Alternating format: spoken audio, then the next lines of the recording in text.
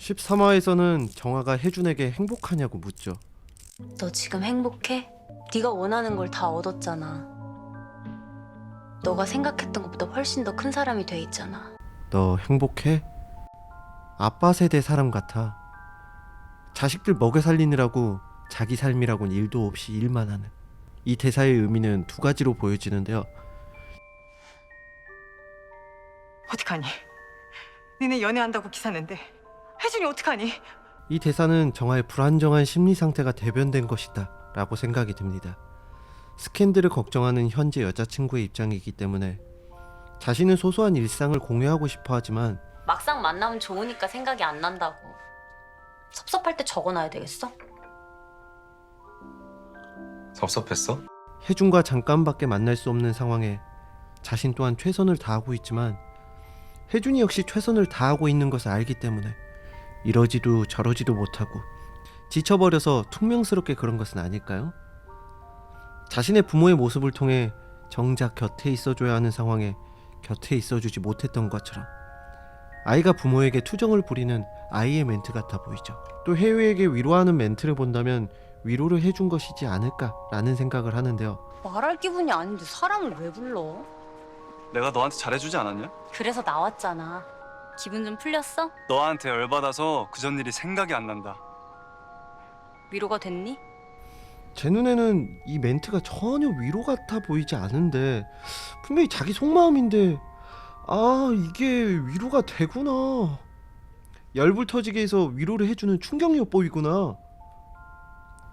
자신 또한 서운하고 최선을 다하는 혜준의 모습에 서운함이 담긴 위로가 맞지 않을까라고 보이더라고요. 우리가 봤을 땐 오해가 생길 전혀 위로 같아 보이지 않는 말이지만 정아의 가장의 무게란 전혀 가볍지 않기 때문이다 라고 생각이 듭니다. 여러분들은 어떠세요? 어린 아이에게 비 오는 날 우산은 어른의 보호를 상징한다. 하지만 저렇게 본다면 이제 막 스타가 된 혜준에게 이 말은 오히려 서영란과 같은 상황을 의미하는 대목이지 않을까요? 자식 잘 되니까 세상 어떤 것도 부럽질 않네. 청춘기록에서는 부모를 닮은 혹은 닮고 싶지 않은 자식의 모습들로 서사가 진행되었죠. 할아버지를 구박하고 냉대하는 서영남이지만 할아버지에 대한 원망은 있지만 부양함과 동시에 빚을 갚는 모습, 할아버지를 챙기는 모습들. 말까지 이쁘게 하면 너무 완벽하잖아.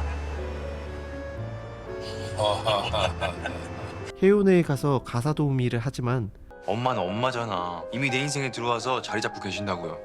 혜준과 애숙의 말처럼 엄마니까. 너 또 나한테 할 말 없어? 다른 사람한테 네 얘기 듣는 거 진짜 기분 나빠. 엄마여서 나의 편이 되어주고 믿어주며 자식의 자존감을 지켜주려 했던 애숙의 모습을 보고 배운 혜준. 엄마가 네 친구 집에서 일한다고 네 친구한테 열등감까지 일 간둘래. 가난이 싫었던 정아의 어머니. 엄마 가난해서 무시하는 나쁜 년. 현실이라는 테두리 안에 돈과 체면을 중시하죠. 하지만 경제적인 안정만을 원하는 모습과 반대되는 딸에게 손을 벌리는 모습들과 자신의 생각만이 옳다는 모습을 보였으며 가난한 예술가인 정아의 아버지는 따뜻하고 자식을 위하는 모습을 가진 존재였지만 가장 필요한 순간 곁에 있지 못했으며 과거 안정적인 삶을 살 수 없었던 아버지의 모습을 통해 상처가 있는 정아. 이들을 통해 자식은 부모를 닮았으며 생각과 말, 행동 모두 자신도 모르게 비슷한 태도를 갖고 삶을 살아가는 것을 의미하죠. 약간 자격지심 있어.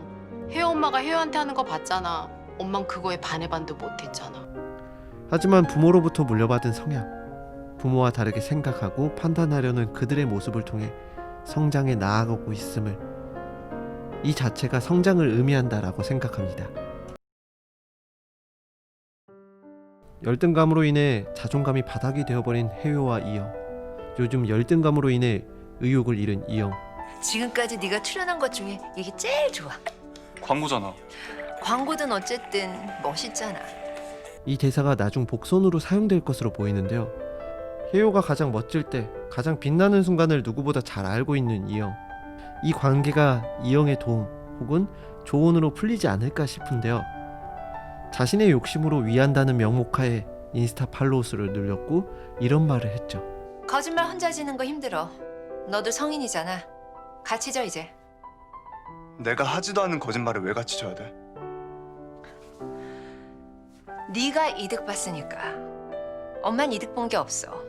그로 인해 혜유의 자존감이 깎였지만 이를 통해 인형도 생각이 바뀌는 계기가 될 것이고 누구보다 혜유를 케어했던 자신의 케어 방법이 틀렸음을 앞으로 바뀌어가는 모습을 보여줄 것으로 보입니다. 다 당신 때문이라고!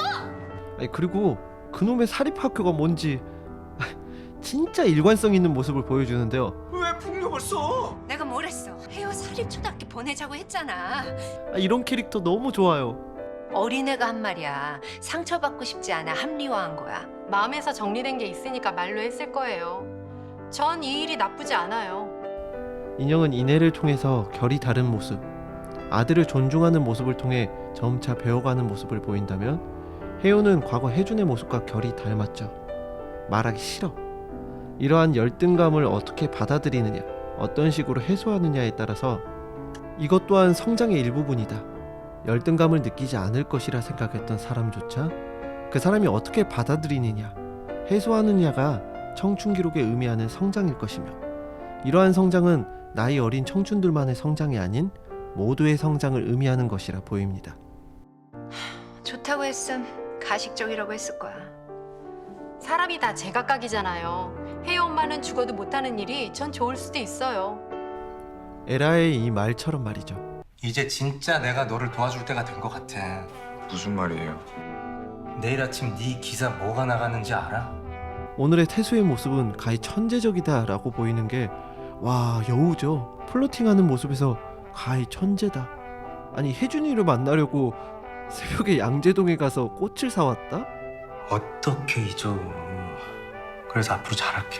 또 기자한테 던져주는 멘트며 그걸 가지고 추론해서 확인해보는 실력은 이런 거 해결하는 거는 정말 최고인 것 같아요.